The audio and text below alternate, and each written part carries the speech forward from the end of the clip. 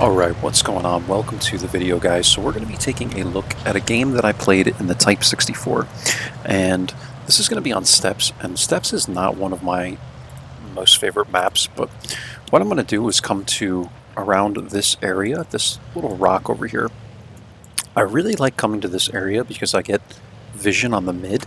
So I'm going to go kind of quickly through this video. I have a lot of replays to show you guys that I'm going to record today, but take a look at this. You can come here. I spot the leopard. I spot the VK, and I'm going to sit here for a while. So what I'm going to do is just kind of fast forward until this game gets good, because it will get good.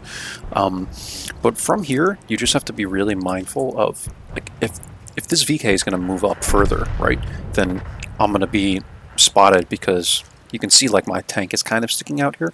Just be mindful of that. You might have to wiggle yourself in the bush a little bit, but I do that. I'm kind of trying to keep myself safe here, and it's working so far. But yeah, this is a very, very powerful position if you have any kind of view range whatsoever. If you can get here without being spotted, I highly recommend that you try it.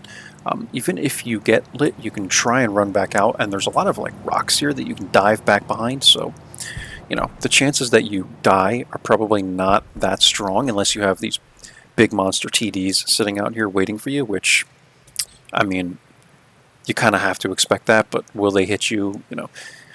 So that's kind of the risk of coming out here. But then again, like, what else are you going to do? And I always tell you guys, like, risk does equal reward, but usually at the very beginning of the game, you don't want to make a super, super risky play. And in my opinion, coming to here is just as risky. Like, you can try to come here, but this is a very common area as well. People will blind fire it, so it's really up to you what you want to do on this map, but I really like coming to this area because I just feel like it's not as well known. People don't usually blind fire it as much, and this is also a tier 7 game, so usually at tier 7 people don't blind fire as much. I noticed that the lower the tiers are, usually the less people will blind fire your area. So here we go. We're just going to keep fast forwarding here as this game progresses. There's not much to see. That's why I like to fast forward through these parts. Now, what you'll notice is this entire east portion of the map is gone, and you can see the Cromwells running in very, very quickly. What I wanted to do was get over to this bush here, this area. I don't have the time for it. So what I'm going to do instead is come to the standard, little rock formation here where you can get shots going both sides. Right, and slow things down now as this game gets good. The Type 64 has some pretty good DPM, so it's going to aid you in situations like this where you really need to use the firepower, right? We have a Cromwell running in, we have a Jagdpanzer, we have another Jagdpanzer, whatever this is, and Jackson, and yeah, we really need some firepower now, so we're going to get that. I'm able to put another shot into the Jackson, and you'd be amazed at how powerful the Jackson's armor is. This vehicle actually has some armor. It's pretty wild, actually. And if you, like, for instance, with the APs, if you have something under, like, I would say 110 or 120 millimeters of penetration, from this distance, you're going to find it kind of, it's not 100% when you're penning the Jackson. Like, you'd think that thing has no armor, but I'm telling you, like, a lot of times, just because of the way it's angled or something, you need to load APCRs. So I'm going to do that. The game's close. Like, I can afford this, so I'm going to do it, right? But just keep that in mind. Like, if you're a very casual player and you're not going to load the APCRs, you might have problems trying to pen a Jackson. So we're going to look at shots at the Jagdpanzer here. He's kind of sitting out in the open. This is a very easy kind of shot for me. We put 2 into him. Apparently they don't go in. And again, the Jagdpanzer, same thing, right? Like, this is another vehicle that kind of has trollish armor.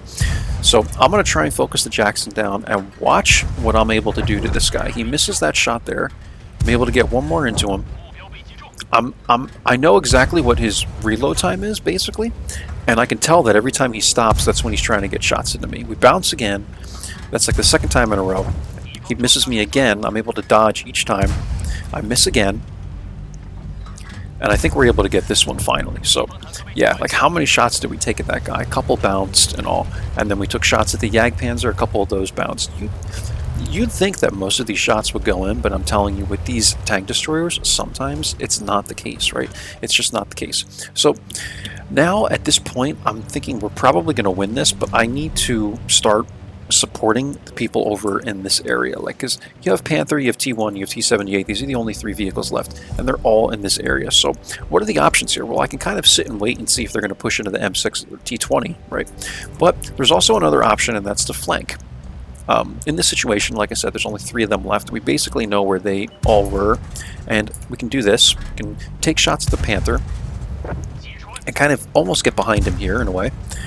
I get 2 into him there, and someone else is able to kill him, but then it looks like the M6 dies. So at this point, M4 dies, T20 is the only one that's left. I need to run and help this guy before things get, you know, worse, right? Because I see that the T20 is by himself at this point, so we're going to come over here.